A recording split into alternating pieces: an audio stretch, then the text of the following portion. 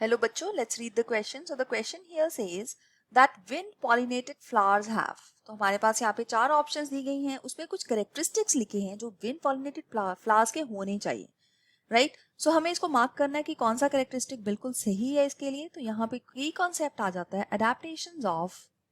adaptations of wind pollinated flowers.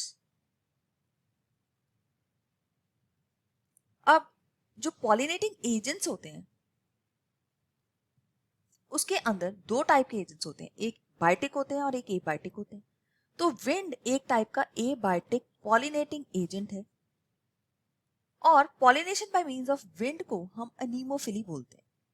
मतलब ये wind के साथ पॉलिनेट हो रहा है तो इसको अनीमोफिली बोलते हैं और ये काफी कॉमन टाइप की पॉलिनेशन है. जब इस तरह की पॉलिनेशन होती है तो देखा जाता है कि जो जनरली सिंगल ओव्यूल जो है वो ओवरी के अंदर होता है, सिंगल ओव्यूल इन ओवरी. जो फ्लावर्स हैं उनके जो स्टाइल्स एंड स्टिग्मास हैं वो बाहर की तरफ होते हैं ताकि विंड बॉर्न पॉलन ग्रेन को वो बड़ी इजीली कैच कर सके. इसको बोला जाता है styles and stigma are exserted. Pollen grain इस केस में बहुत ही लाइट वेट होगा और नॉन स्टिकी होगा, लाइट एंड नॉन स्टिकी, ताकि वो इजीली हवा की हेल्प से कैरी कर सके. और जो स्टिग्मा होते हैं वो होते हैं फेदरी. फेदरी स्टिग्मा जो होंगे वो पोलन ग्रेन को जो कि हवा में है उसको इजीली कैच कर पाएंगे. सो लेट्स सी कि क्या लिखा हुआ है. यहाँ पे लिखा है small petals and sticky pollen. Remember pollen grain कभी भी स्टिकी नहीं होता तो इस ऑप्शन को हम रॉन्ग मार्क कर लेते हैं. फिर लिखा गया है no petals and light pollen. तो ये बिल्कुल सही है.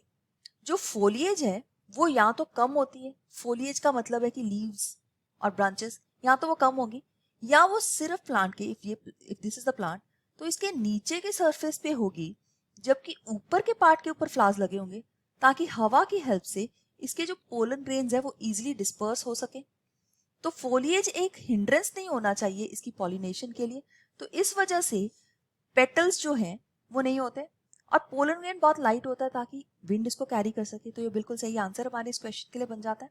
तीसरा लिखा है कलर्ड पेटल्स. कलर्ड पेटल्स की यहाँ पे कोई जरूरत नहीं है क्योंकि कलर्ड पेटल्स जब बायोटिक एजेंट्स होते हैं, स्पेशली इंसेक्ट्स और बर्ड्स की हेल्प से जो पॉलिनेशन हो रही है तब होता है. और ये लार्ज पोलन बिल्कुल नहीं होता क्योंकि लार्ज पोलन हैवी हो जाएगा और हैवी पोलन ग्रेन है उसको विंड जो है कैरी नहीं कर पाएगी.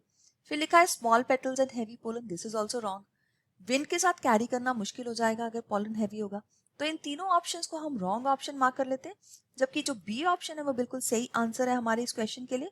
सो let's mark answer B as a right answer for this question. I hope you have understood it well. All the best. Thank you.